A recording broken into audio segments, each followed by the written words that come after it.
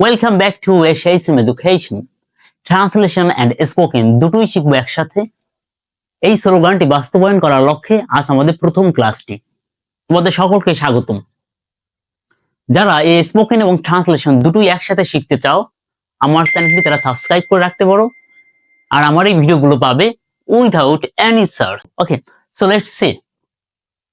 First of all আসি, তোমাদের একটু কনফিউশন দূর করে দেই যে ট্রান্সলেশন অ্যান্ড স্পোকেন দুটোই কি একসাথে শেখা সম্ভব? হ্যাঁ, আমি বলি সম্ভব। একটু এখানে অল্প একটু ডিফারেন্ট থাকে, সেটি হলো আমাদের চর্চার। যখন আমাদের মাথায় ঢুকে যায় যে আমরা ট্রান্সলেশন শিখবো, তখন আমরা করি কি শুধু বড় বড় বাক্য বা বাক্যগুলোকে জাস্ট খাতায় লিখি। হ্যাঁ, বাট যখন আমরা ভাবি আমরা স্পোকেন শিখবো, তখন শুধু খাতায় লিখি না, খাতায় লেখার সাথে সাথে আমরা ওটাকে চর্চা করি, মুখে বলার চেষ্টা করি। তো এই জায়গাটা আমাদের ল্যাকিং থাকে। অনেকে দেখবে ট্রান্সলেশন পারে, বলতে পারে না, because of practising. Okay, so তোমরা ট্রান্সলেশন শিখবে, সাথে সাথে বাসায় বসে ওটা বলার চেষ্টা করবে, তাহলে দেখবে একবারে ট্রান্সলেশন, তাহলে দেখবে একসাথে ট্রান্সলেশন এবং স্পোকেন দুটোই হচ্ছে। তো ডোন্ট ওয়ারি, এই কনফিউশনে থাকা যাবে না যে ট্রান্সলেশন স্পোকেন দুটো একসাথে হয় না, হবে, but you have to be determined for this. Okay, so let's see translation spoken. দেখো, আমি একটা মজার একটা ব্যাপার আগে একটু দেখাই। দেখো, তুমি ধরো কিছু জানো না, একদম নাথিং, তুমি জাস্ট এখান থেকে আইটাকে নিয়ে আসো, এখান থেকে অ্যাজ এ উইচ যে কোনো একটা শব্দ নিয়ে আসো, এখান থেকে যে কোনো একটা শব্দ নিয়ে আসো, দেখো কোনো বাক্য হয় কিনা। সাপোজ ধরো এখান থেকে আমি আইটাকে, দেখো আই মানে আমি, এটাকে নিয়ে আসলে, এখান থেকে এম নিয়ে আসলে, ওকে, আই এম স্মার্ট, এই যে স্মার্ট নিয়ে আসলাম, তাহলে দেখো একটা বাক্য হয়ে গেল। কি হলো? I am smart. বাক্যটার অর্থ কি জানো তো? যে আমি স্মার্ট। ওকে, তাহলে একটা অর্থ হয়ে গেল, একটা বাক্য হয়ে গেল। তো অ্যাকচুয়ালি বাক্য তৈরি করা খুবই সহজ, এরকম টেকনিক গুলো তুমি আমার এই ক্লাসে পাবে। তো দেখো, ফার্স্ট অফ অল শুরু করার আগে আমরা একটু আসি এই পাঁচটায়। আমাদের এইগুলো খুব ভালো করে মুখস্থ করতে হবে। কিছু কিছু জিনিস আছে, দেখো, কিছু কিছু জিনিস থাকবে সেগুলোকে তোমার মুখস্থ করতেই হবে। There is no alternative way without memorising. Okay, so এই জিনিসগুলো তোমাকে মুখস্থ করতে হবে। দেখো, আই মানে আমি, উই মানে আমরা, হি মানে সে, সি মানে তিনি, ইউ মানে তুমি, দে মানে তারা, ইট মানে ইহা, দিস মানে এই বা এটি, দিস মানে এইগুলি, দ্যাট মানে অতি, দোজ ওগুলি, দেয়ার এখানে, দেয়ার সেখানে। এইগুলো মূলত কর্তা হিসেবে বসে বাক্যে। একটা কাজ করতে গেলে একটা লোক লাগে না? ধরো আমি যদি বলি আমি হাঁটি, আই ওয়াক, তার মানে হাঁটা কাজটা তো আমি করছি, এই যে করবে তাদের তো দরকার। এই লোকগুলো দ্বারা মূলত আমরা কাজগুলো করে থাকি। এর সাথে আমরা কোনো মানুষকে আনতে পারি, যেমন করিম, রহিম, অ্যাজ ইউ উইশ। ওকে, তো দেখো, এদেরকে তাই আমার দরকার হবে কাজ করানোর জন্য, ও কাজ করবে। ওকে, সো ক্লিয়ার? এই জায়গাটাকে আমরা বলতে পারি কর্তা, বা ইংলিশে বলে এটাকে সাবজেক্ট। গেল। এরপর যে বাক্যগুলো আমরা আজকে করবো, তার জন্য দরকার আমাদের কিছু বি ভার্ব। বি ভার্ব মানে হলো am, is, are, was, were. Am, is, are, was, were. তাহলে আমি কি করব? এইগুলো বসাবো, এই এই এই কর্তাগুলোকে বসাবো যারা কাজ করবে, তারপর বসাবো এই বি ভার্বের যে কোনো একটা বসাবো, এই যে এম, ইজ, আর, ওয়াজ, আর, আর তারপর বসাবো এদেরকে। ওকে, আমরা একটু এদের সম্পর্কে জেনে আসি। দেখো, ম্যান মানে মানুষ, ওম্যান মানে মহিলা বা মেয়ে, স্মার্ট মানে আমরা জানি স্মার্ট, বিউটিফুল মানে সুন্দর,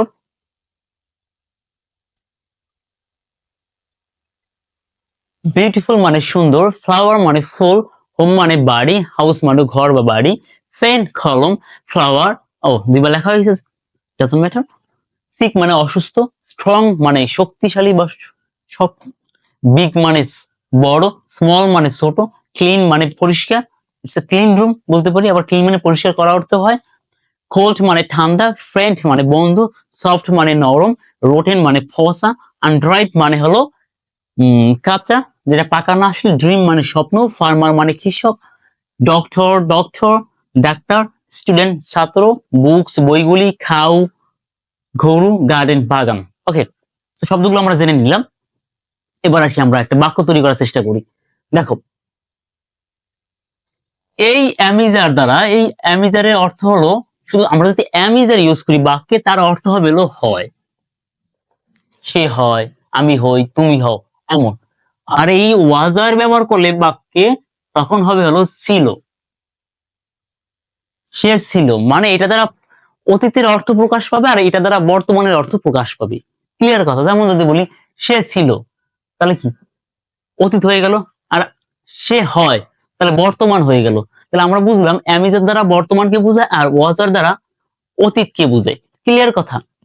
এখন কথা হলো তুমি এইগুলো ব্যবহার করবে, এখন এগুলোর পরে কি তুমি অ্যামিজার ওয়াজার যে কোনো একটা আনলেই হবে? না, যে কোনো একটা আনলেই হবে না। আমি তোমাকে একটু সহজে মনে রাখাই দিই। দেখো, এটা মনে রাখবে আলাদা ভাবে। আইয়ের পরে অবশ্যই আইয়ের পরে কি বসবে? এম বসবে, আর হলো আই ওয়াজ বসবে, গেল। উইর পরে ওয়ার বসবে আর আর বসবে। মনে রাখার একটা ওয়ে হলো, উইর পরে দেখো ওয়ার আর আর দুটোর মধ্যে একটা মিল আছে, অর্থাৎ এটাও আর আরই এটাও ওয়ার, তার মানে উইর পরে আর আর ওয়ার বসবে। এর পরে বসে হলো ইজ বসে আর ওয়াজ বসে। এই ইজের সাথে আর ওয়াজের একটা খুব মিল আছে। আবার দেখো, এই যে ইজ, এটা ওয়াজ। হ্যাঁ, তার মানে যেখানে ইজ বসবে সেখানে ওয়াজও বুঝতে পারবে। সি এর পরও ঠিক একই ভাবে is are was, but your পরে আর, আবার এখানে ওয়ার। দেখো যে এই পাশে আর বসে, এই পাশে কিন্তু ওয়ার বসতেছে। দের পরে আর বসে, আবার ওই পাশে বসবে হলো অতীতে ওয়ার। ইটের পর ইজ বসলে এই পাশে বসবে কি? ইজ বসলে এই পাশে বসবে হলো ওয়াজ। দিসের পরে ইজ, যদি ইজ বসে এই পাশে বসবে ওয়াজ। আর এই দিসের পরে বসে হলো আর, তাহলে ওই পাশে বসবে ওয়ার। বুঝতে পারছো? দেয়ার ওয়াজ, আর হলো ইজ বসবে এখানে, আর দোস ওয়ার, আর হলো আর। যদি গ্রামেটিক্যাল আমি ঢুকাই, তাহলে আমাকে বলতে হবে এমন যে subject third person singular number হলে তখন ইজ বসে। থার্ড পারসন সিঙ্গুলার নাম্বার হলে ইজ বসে, আর প্লুরাল হলে আর বসে। এই যে he she, he she, this আর হলো ইট, এগুলো হলো থার্ড পারসন সিঙ্গুলার নাম্বার, তার জন্য ইজ বসে গেছে। তাহলে ইজ এবং ওয়াজ বসে গেছে। থার্ড পারসন সিঙ্গুলার নাম্বার হলে ইজ বা ওয়াজ বসতে পারে। আর প্লুরাল হলে, দেখো প্লুরাল বলতে হলো একের অধিক বুঝালে সেক্ষেত্রে বসে আর বা ওয়ার। উই মানে আমরা, অনেক বুঝায়, তাই এখানে আর বা ওয়ার বসে গেছে। ঠিক এখানে দেখো দে, দে মানে হলো আর, দে মানে তারা, তার মানে এখানেও কি বোঝায়? একের অধিক বোঝায়, তাই এখানে আর বা ওয়ার বসে গেছে। বুঝতে পারছো? এই দিস মানে একের অধিক বোঝায়, তার জন্য এখানে আর বা ওয়ার বসে গেছে। এইভাবেও মনে রাখতে পারি, যেটা তোমার সুবিধা মনে হয়। আই, আমি এখানে আই আনলাম, তার আই পরে কি হবে? এই পাশে এম হবে, আই এম। তুমি এই পাশে থেকে যা নাও, আই এম একটা শব্দ আনো যেটা আনলে তোমার হবে। হ্যাঁ, I am a man, I am a man, এটা অর্থ কি দাঁড়ালো? আমি একজন মানুষ। তুমি দেখো এই পাশ থেকে একটা কর্তা আনলা, এখান থেকে এমটাকে নিয়ে আসলা, তাহলে আই এর পরে এম বসে আমরা জানি, একটু শিখলাম। এরপর তুমি ম্যান নিয়ে আসছো, তাহলে ম্যান যেহেতু একজনকে বোঝানো হয়েছে, তুমি বলতে একজন, তাই আই এম আ ম্যান, এটা অর্থ হলো আমি একজন মানুষ। এখন যদি বলি উই, যদি দেই, দেখো তো উইর পরে কি হবে? আর, তাহলে উই আর কি? We are sick. আমি যদি সিকটাকে নিয়ে আসি, উই আর সিক, সিক মানে কি? অসুস্থ। তাহলে এটা অর্থ দাঁড়ালো কি? আমরা অসুস্থ। এটা বাংলা হবে কি? আমরা অসুস্থ। এবার দেখো হি আনো, হির পরে কি বসে? ইজ বসে। আমি ইজ নিয়ে আসি, হি ইজ, হি ইজ যদি বলি হি ইজ, আমি স্মার্ট নিয়ে আসি, তাহলে হি ইজ স্মার্ট। অর্থ হলো কি? সে স্মার্ট। ইউ নিয়ে আসো, এর পরে কি? আর নিয়ে আসো, you are, you are, you are beautiful, হয় না? যে তুমি সুন্দর, ইউ আর বিউটিফুল। দে নিয়ে আসো, দের পরে কি হবে? আর হবে। দে আর, দে আর কি? দে আর স্ট্রং, তারা শক্তিশালী। দে আর স্ট্রং, বাক্য হয় তো? ইট নিয়ে আসো, it is, it is soft, এই সফট নিয়ে আসো, ইট ইজ সফট, এটি নরম, ইটের পর ইজ বসে, ইট ইজ সফট। আবার দিস নিয়ে আসি আমি, দিসের পর ইজ বসে, এই দিস দ্বারা সিঙ্গুলার বুঝায়, একটি কি বুঝায়? দিস ইজ মানে কাছের জিনিসকে বুঝায়, বর্তমান সময়কে বুঝায় এই দিস দ্বারা। তাহলে this is, this is rotten, rotten নিয়েছি, রোটেন মানে হলো পচা, এটা পচা। তাহলে আমি বলবো দিস ইজ রোটেন ফুড, একটু বড় করে দিই, এটি পচা খাবার, দিস ইজ রোটেন ফুড, এটি পচা খাবার বা এই হয় পচা খাবার, ব্যাপারটা এমন। আর দিস মানে হলো এইগুলি, তাহলে এই দিস পরে আমরা আর দিই, দিস আর বুকস, এইগুলি বই, দিস আর বুকস, এইগুলি বই। দেখো দিস বলতে এইগুলি অনেকগুলোকে বোঝাচ্ছে, তাই আমরা এখানে আর ইউজ করছি। ওকে, এখন দেখো দ্যাট হানি, দ্যাট বলতে ওই, তুলনামূলক একটু দূরের জিনিসকে বোঝাতে আমরা দ্যাট ব্যবহার করি। ধরো যে জিনিসটা আমার কাছাকাছি নেই, হ্যাঁ, ধরো ওই দিকে একটা লোক আছে, দ্যাট ইজ রহিম বলতে পারি, ওই যে রহিম, ওই হয় রহিম। দিস ইজ রহিম হলে বলতাম, রহিম যদি আমার একদম কাছে থাকতো আমি বলতাম দিস ইজ রহিম। তাহলে দ্যাট আছে তো, তাহলে একটু দূরে, তাহলে that is, that is flower, ওটা ফুল, ওটা ফুল। দ্যাট ইজ গার্ডেন, এটা ওটা বাগান, তখন ওটা হয়ে যাবে। আর এই জায়গাটা যদি আমি দিস ইউজ করি তখন হবে এটি বাগান। বোঝা গেছে কথাটি? আর ফেয়ার, হিয়ার ইজ দাও, হেয়ার পরে কি দেবা, ইজ দিলাম, ইজ নিয়ে আসলাম, হিয়ার ইজ মাই গার্ডেন, এখানে আমার বাগান, হয় না? হিয়ার ইজ মাই গার্ডেন, এটাই আমার বাগান বা এখানে আমার বাগান। আমি এবার তোমার দেয়ার আনি, দেখো there are some people, সেখানে কিছু মানুষ আছে, there are some people, there are some people। এখন এই here আর there পরে is বসবে না আর বসবে বা was বসবে না where বসবে, এটা ডিপেন্ড করে অ্যাকচুয়ালি এই here বা there, এই অক্সিলারি ভার্বের পরে আমি কি সিঙ্গুলার বা একটি জিনিস আনলাম নাকি একের অধিক আনলাম।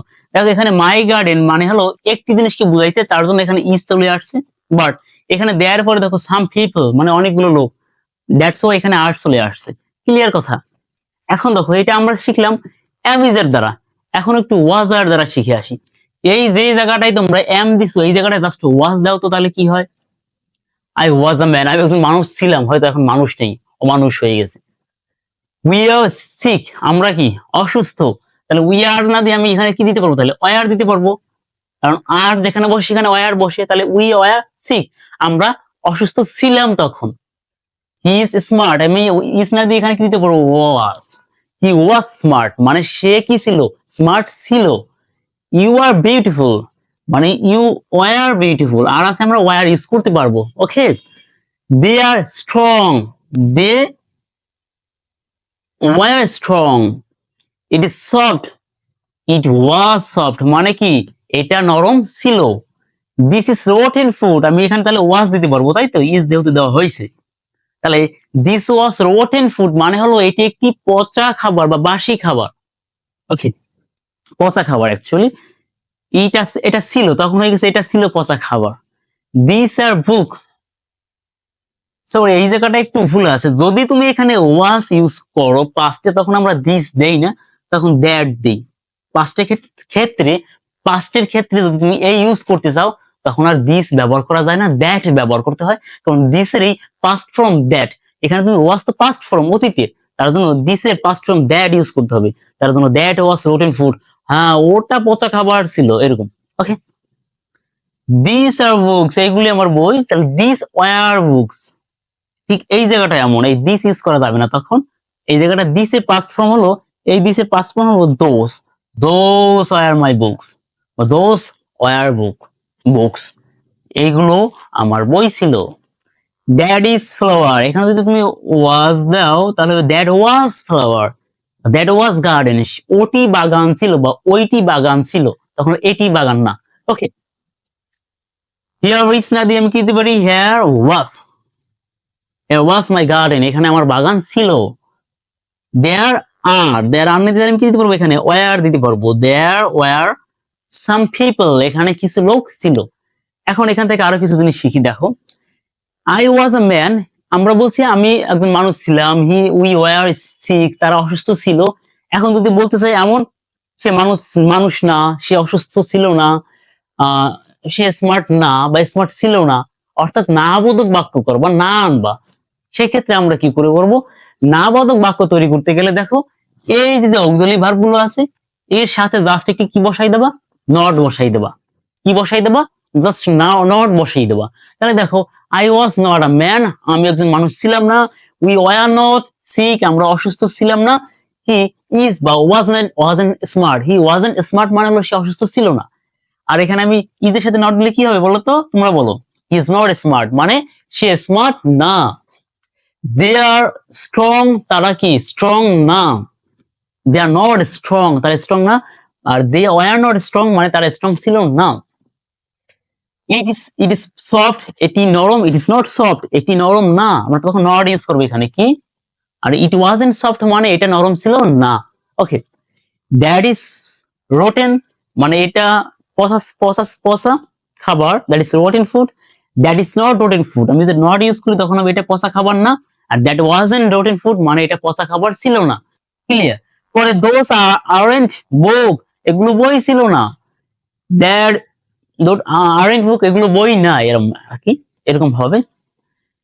দ্যাট ইজ নট ফ্লাওয়ার, এটি ফুল না বা ওটি ফুল না। দেয়ার ওয়াজন্ট মাই গার্ডেন, সেখানে বাগান আমার ছিল না বা এখানে বাগান এটা আমার বাগান ছিল না এমন অর্থে।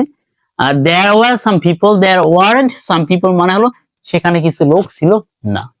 তো বন্ধুরা দেখো, খুব একটি ইন্টারেস্টিং ক্লাস, আশা করি তোমরা ক্লাসটি বুঝতে পারছো।